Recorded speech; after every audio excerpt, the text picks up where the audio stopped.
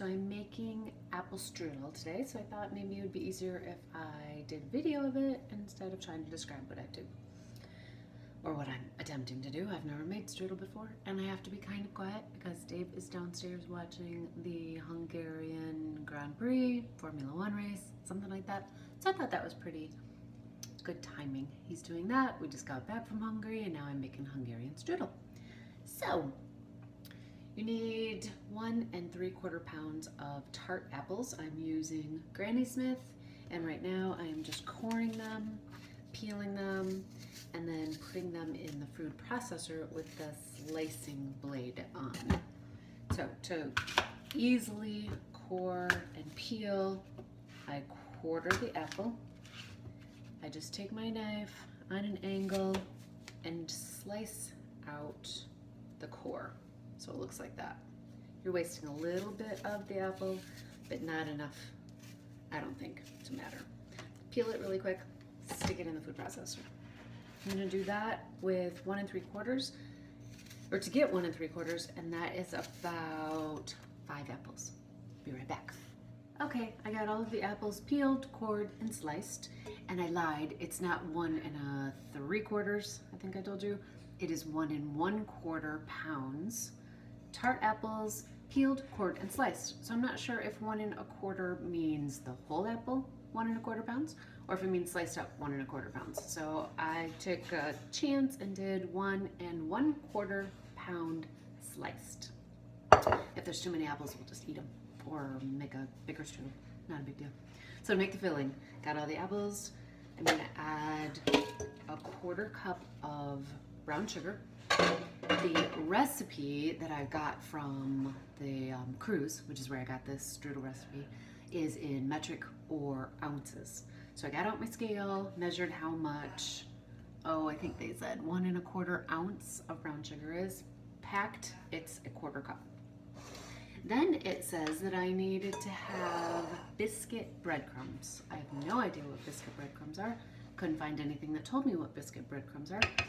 So I winged it once again and used graham crackers. So graham cracker crumbs, and I think I did about just shy of a cup is what gave me 3 1/2 ounces of biscuit crumbs. I keep doing this to see my recipe because my eyes are bad, I can't see that far. And then you brown them in some butter.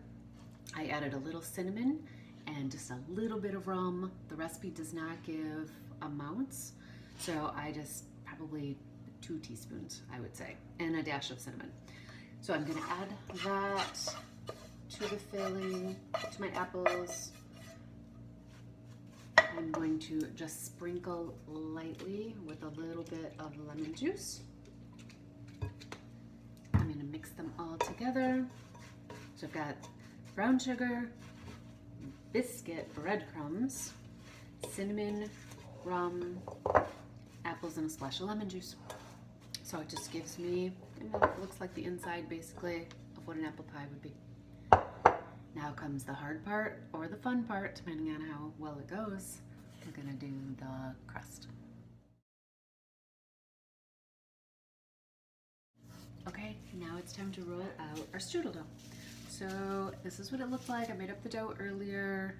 I just have some pictures of that. I didn't videotape myself doing it. It was very uninteresting. It's just mixing in some flour and making a ball of dough.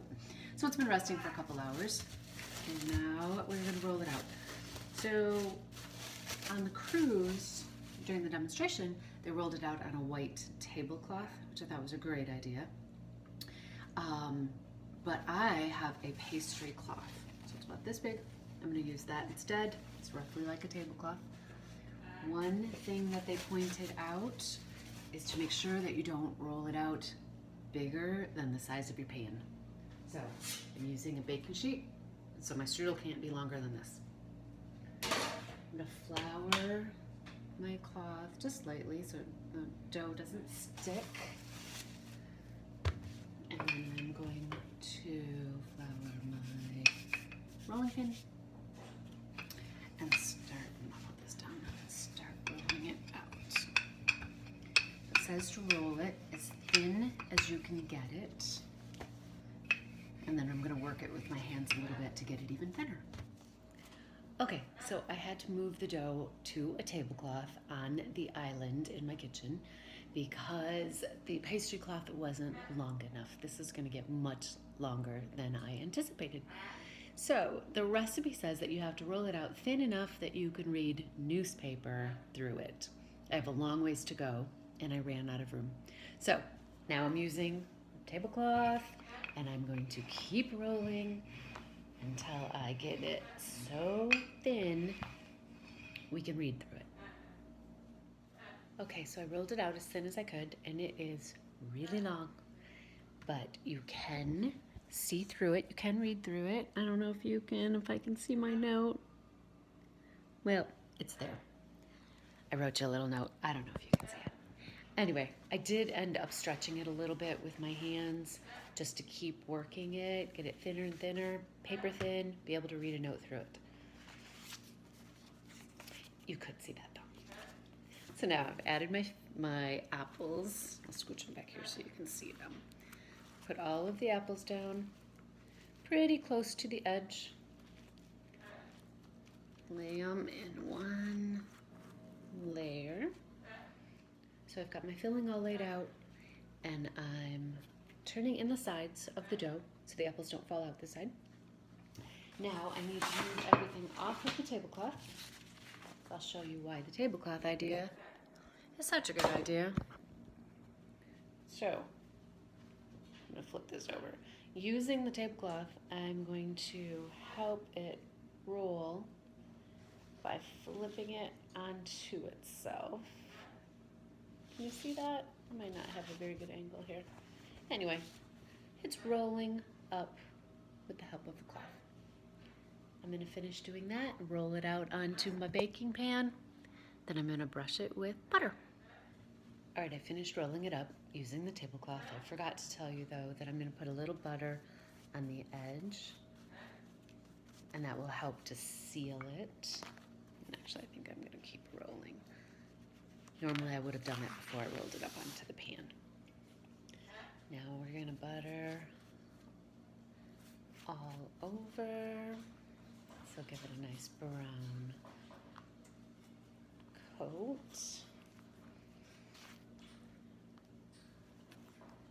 Okay, good to go. Let's stick it in the oven, 40 degrees. 30 minutes from now, I'll show you what we got.